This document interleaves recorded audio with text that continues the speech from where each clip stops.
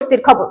আজ কলকাতা সহ দক্ষিণবঙ্গের বেশ কয়েকটি জেলায় বিকেলের পর বজ্রবিদ্যুৎ সহ হালকা থেকে মাঝারি বৃষ্টির সম্ভাবনা জানিয়েছে আলিপুর আবহাওয়া দপ্তর। কোথাও কোথাও ঘন্টায় 30 থেকে 40 কিলোমিটার বেগে ঝড়ো হাওয়া বইতে পারে। আজ কলকাতার সর্বোচ্চ তাপমাত্রা থাকতে পারে প্রায় 31 ডিগ্রি সেলসিয়াস এবং সর্বনিম্ন প্রায় 25 ডিগ্রি। চলতি সপ্তাহে মার্চের শুরুতেই প্যাচে গরমে হাসফাস অবস্থা কলকাতা ও তার পার্শ্ববর্তী জেলাগুলোতে।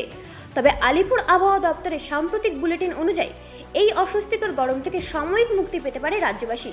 আজ বুধবার কলকাতার আকাশ মূলত আংশিক মেঘলা থাকার সম্ভাবনা রয়েছে এবং দুপুর বা বিকেলের পর বজ্রবিদ্যুৎ সহ হালকা থেকে মাঝারি বৃষ্টিপাতের পূর্বাভাস দেওয়া হয়েছে। হাওয়া অফিস জানাচ্ছে শুধুমাত্র কলকাতায় নয়, দক্ষিণবঙ্গের পূর্ব বর্ধমান, বীরভূম, মুর্শিদাবাদ, নদিয়া ও উত্তর 24 পরগনার মতো জেলাগুলোতেও বৃষ্টির সম্ভাবনা রয়েছে।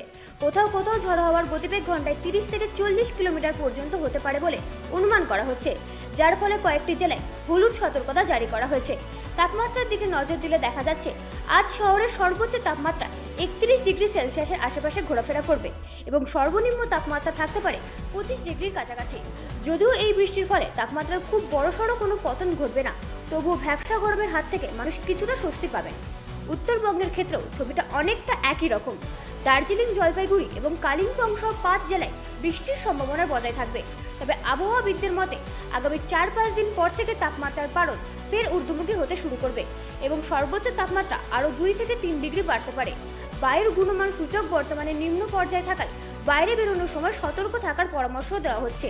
সব মিলিয়ে বসন্তের এই সময়ে পশ্চিমী ঝঞ্ঝা ও ঘূর্ণাবর্তের জোড়া ফলায় রাজ্য জুড়ে বিক্ষিপ্ত বৃষ্টির এই পরিস্থিতি আরও কয়েকদিন জারি থাকতে পারে বলে মনে করা হচ্ছে। Video report, Rajdeep news network.